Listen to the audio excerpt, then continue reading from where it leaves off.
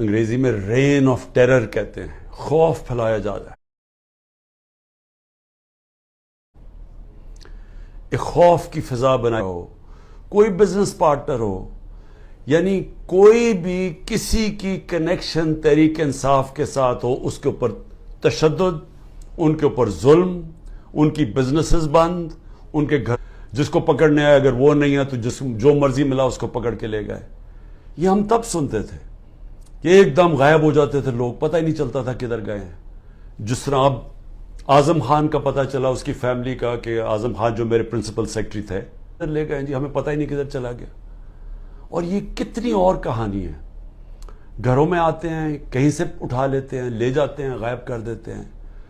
اور ہماری عدالتیں اور بڑے ہیں کہ اس کے باوجود وہ پورا انصاف دینے کی اور اپنے شہریوں کو پروٹیکشن دینے کی، ان کی حفاظت کرنے کی کوشش کرتے ہیں.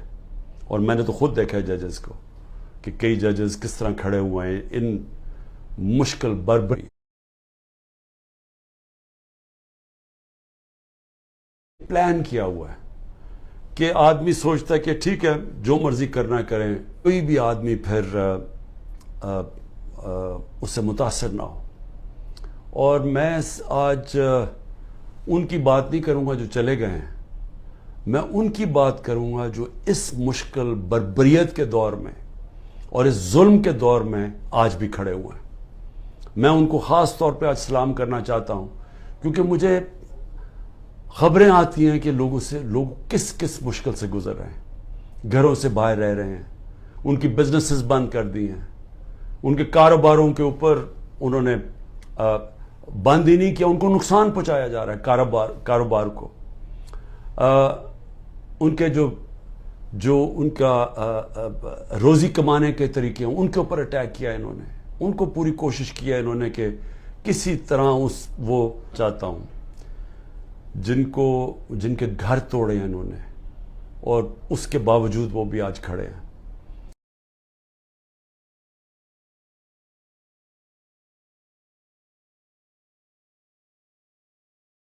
جنہوں نے اپنے بیوی بچے چھپا دیے ہیں کہیں.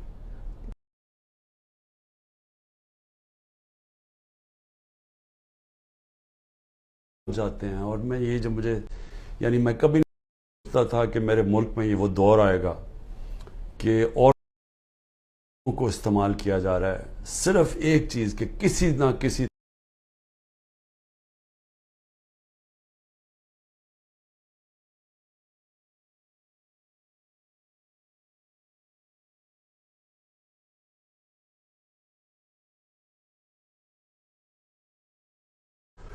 یعنی ایسی کبھی میں نے نہیں سوچا تھا کہ کسی ملک میں بھی ایسے ہوگا کہ صرف اس کو ایک آدمی کو شکست دینے کے لیے یا ایک آدمی کو لگا دیا ایک آدمی پہ وہ نہ واپس آ جائے، اس کے لیے ہر قسم کا حربہ جس میں عورتوں کو استعمال کیا جا رہا ہے، بچوں کو استعمال کیا جا رہا ہے. عامر مغل ہمارے اسلام آباد کے وہ ایک کارکن تھے.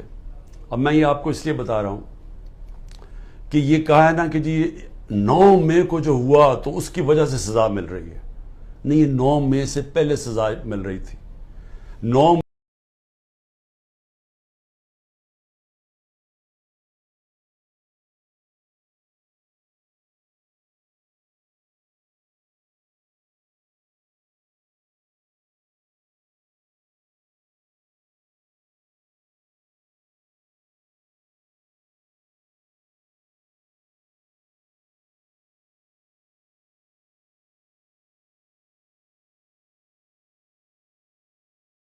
جج، جوری اور ایکسیکیوشنر بننے کا.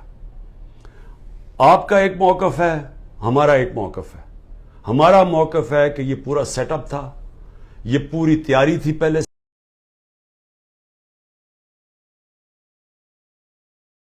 لوگوں کو کون پکڑ سکتا ہے 2 دنوں کے اندر، جبکہ پہلے سے لسٹیں نہیں بنی ہوئی تھی، پہلے سے تیاری نہیں تھی، پہلے سے پولیس کو حکم نہیں دیا ہوا تھا کہ تم نے ادھر ادھر جانا ہے. یہ تو پہلے پلان ہوا ہوا تھا سب کچھ. اور ہم کہہ کے تھک گئے ہیں کہ کیوں نہیں اس کے اوپر انویسٹیگیشن ہوتی. سب سے پہلے تو پولیس چیف کو پکڑیں. کیا تھا یا آئی جی جو پنجاب تھا یہ دندناتا پھر رہا ہے، اس کو کیوں نہیں پوچھتے کہ کیا ہوا تھا. جب اتنی دیر 2 گھنٹوں کے اندر ایک قافلہ آ رہا تھا وہاں سے لبرٹی چوک سے، اس کو بھی نہیں پوچھا. اور وہ جو کور کمانڈر کے گھر میں وہ کدھر گئے؟ ان کے اوپر کیوں نہیں کوئی ایویڈنس آئی؟ کیوں نہیں کہہ رہے ہیں کہ ایسے لوگ ہم نے دیکھے جو ہم پوچھتے تھے کہ کس پارٹی، ہماری پارٹی کے نہیں تھے، وہ لگے ہوئے تھے آگے لوگوں کو کرنے کے لیے. جہاز چوک میاں والی کے اندر وہ کوئی ماچس سے تو نہیں چل سکتا لگا ہوا تھا. میاں والے کے لوگوں کو تو بڑا فخر تھا.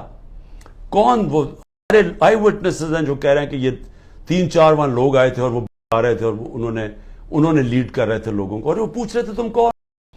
تو بہرحال ایک تو انویسٹیگیشن انڈیپینڈنٹ. یہ تو ہوا 9 مئی کو. 8 مارچ کو اس کے گھر جاتے ہیں. عامر مغل گھر نہیں ہوتا.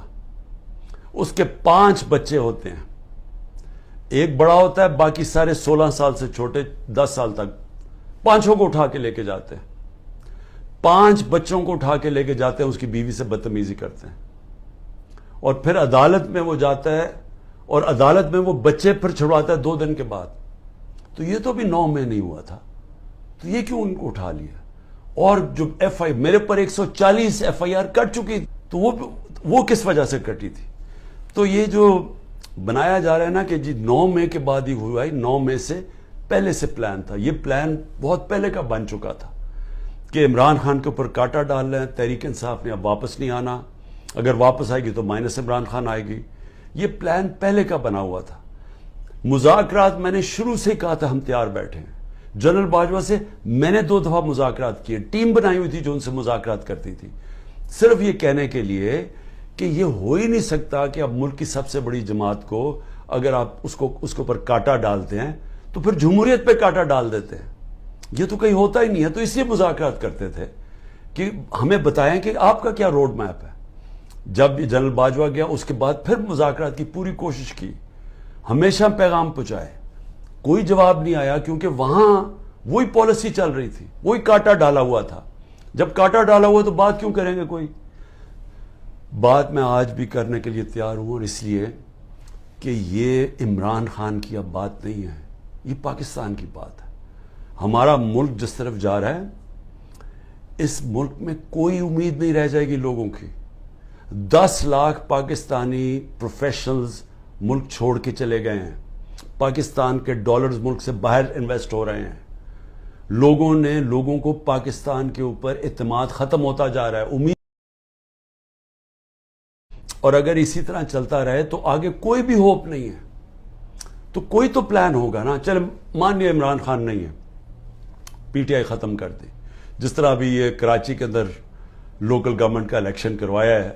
اب اگر اس کو الیکشن کہتے ہیں تو اس طرح تو سارے ڈکٹیٹرشپس کے اندر ایسے الیکشنز ہوتے رہے ہیں جن کی کوئی اہمیت نہیں ہوتی، کوئی مانتا ہی نہیں ہے ان کو.